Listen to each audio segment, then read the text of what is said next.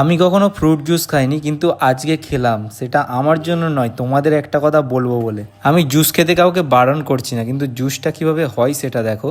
বেদানাটাকে মেরে মেরে প্রথমে দানাগুলো বের করা হয়, তারপরে সেই দানাগুলোকে দেওয়া হয় জুসার না কি বলে এটাকে তার ভিতরে। তারপর ধীরে ধীরে মেশিনটা ঘোরালে জুসটা আস্তে আস্তে বেরিয়ে আসে। এবার এই জুসটা আমরা খেতে পারি। জুসের মধ্যে যা গুণ, ফলের মধ্যে যা গুণ, সব এক। ফলের রসটা বেরিয়ে যাওয়ার পরে এই যে অবশিষ্ট অংশটা চলে আসে, এটাই মেন জিনিস, এটাই ফাইবার। জুসটা বেরিয়ে যাওয়ার পরে যে ফাইবারটা ফেলে দিচ্ছে আবর্জনা হিসাবে, সেটাই আসল জিনিস। যেহেতু আমরা এর প্রথম ধাপ মানে মুখ থেকে চিবিয়ে খাওয়া, সেই ধাপটা যেহেতু আমরা স্কিপ করে দিয়েছি, তাই এটা পেটে যাওয়ার সাথে সাথেই আমাদের বডির ভিতরে ইনসুলিনের মাত্রা বাড়িয়ে দেবে। এতে তোমার আমার হয়তো কোনো ক্ষতি হবে না, কিন্তু যে ডায়াবেটিসের পেশেন্ট তার জন্য এটা অনেকটা ক্ষতি হয়ে যেতে পারে।